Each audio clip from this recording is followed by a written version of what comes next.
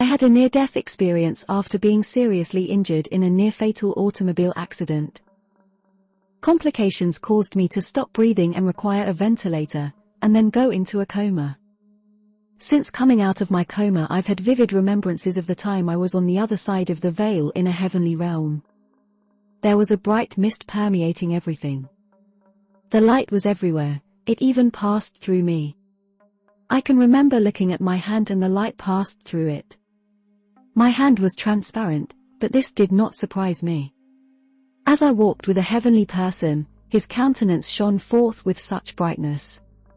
I can't even begin to describe it. I knew this heavenly being was Jesus because I recognized him as a familiar friend. He didn't announce who he was because this wasn't necessary. I remember walking with Jesus, but we weren't walking in the physical sense. The best way I can describe our walking is in mid-air, floating a bare spare above the ground of a beautiful garden. Everything in this garden had an overall whiteness and brightness about it. I was seeing the bright green of the plants. I could see the water and a bright glow surrounding it. The burbling of the water had a musical sound. The stream of water fairly sang. The water was so sparkling clear. I remember wanting to bend over and take a drink from the stream that was running through this garden we were walking through. When I tried to scoop up water with my hands, the water ran through them, literally, and it wasn't wet. Jesus stopped walking and looked at me while I was bent over trying to drink this water. I could feel his eyes on me. My thirst for this water, even though I wasn't able to put it to my lips and drink it, was gone at that moment. I can't describe the sensation I felt when the water was running through my hands, but I did feel something. I felt this overwhelming desire to experience everything about this garden. When Jesus and I talked, it wasn't with our mouths, but I knew we were communicating. His countenance fairly shone, and how he felt about me shone forth about him. He simply exuded love and concern and caring for me, just by standing there. The feeling of peace I felt was indescribable. I was given the choice that I could either come back to earth and live more life or stay with him in heaven. We both knew that returning to earth would be a struggle because I told him that I wanted to return to earth if I could help others and myself. He knew that I didn't want to live more life on earth if it meant being trapped in an unresponsive body, unable to communicate. The look of love in his eyes filled me with joy then, and as I remember that feeling of joy I felt, I'm filled with joy in you. I don't know how I did this, but I was instantly in a hospital room looking at my husband holding my hand and talking to me. Only I wasn't seeing from the vantage point through my own eyes. I recognized my body and being outside of it looking from above.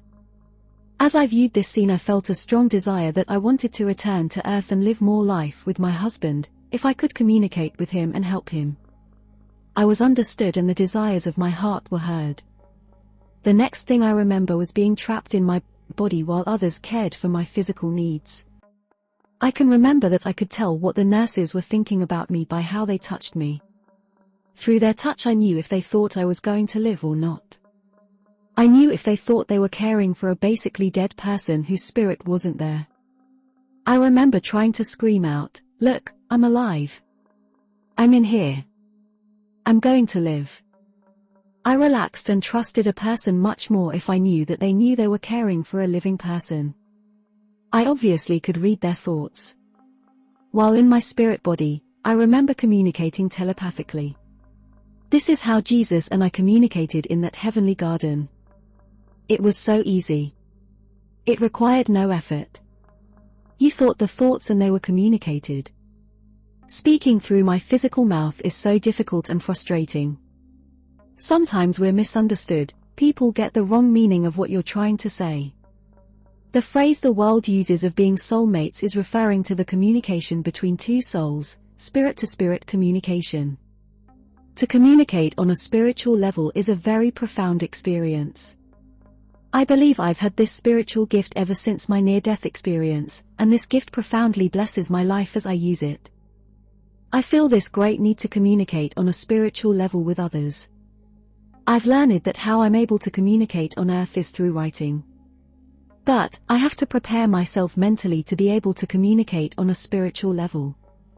I'm able to do this by writing at home, without distractions. We are what we think. I find trivial thoughts distracting. I rarely watch television, only if it stimulates good thoughts. I listen to different music now, and gravitate toward the ethereal. My near-death experience has changed me. I desire righteousness and I abhor evil. I'm actually quite thankful for my accident, even though it has changed my physical abilities adversely, but at the same time my spiritual abilities have blossomed enormously. Ever since I awoke from my coma, I've had an attitude of peaceful hopefulness.